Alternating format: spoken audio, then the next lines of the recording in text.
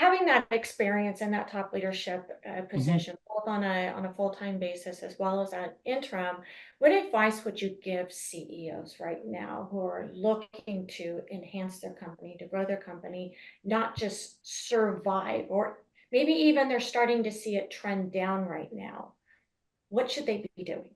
I would say culture, really looking at your culture from an unbiased perspective. What I mean by bias, we all have biases. I have biases, and I'm always checking my biases.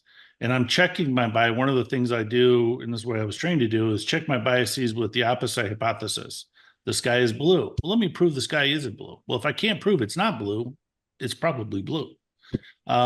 And you have to do that with the culture, and building a positive and inclusive culture from different perspective and giving this the space of people to do that aligns with the company's missions and their values, let alone their strategy and their plan. The key to that is driving engagement and employee engagement and talking with your employees, meeting with them in an environment and in a way. Again, this is something I had to work on myself. I came from a generation that, go dig the, I won't drop the F-bomb hole over there because I told you to, and that's why I'm giving you a paycheck for it. Well, culture and our society has changed a little bit. You can't be that authoritarian, dictative owner or CEO anymore.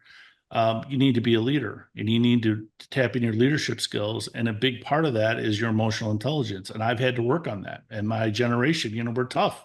We're whatever. I'm not going to give up. I'm going to succeed, and I'm going to achieve my goals. And I'm very tenacious about that. But how I go about it and how I approach it and how I'm interacting with others as I go is completely different than it was. I have a daughter who's, she's in her late 20s, and I have two teenage boys. And my daughter always jokes that with her brothers is that you have a different dad than I had. And she does. She's right. I was a different dad with her because she scared me to death, right? Because for a lot of different reasons. But I was just a different person then, and it was different raising daughters than sons. I was much better raising my daughter than I feel I have been with my sons. But yeah, it's just I'm a different dad for them than I was for her. And I think you have to do that as a leader. And that's just me working on my emotional intelligence and me working on my leadership skills.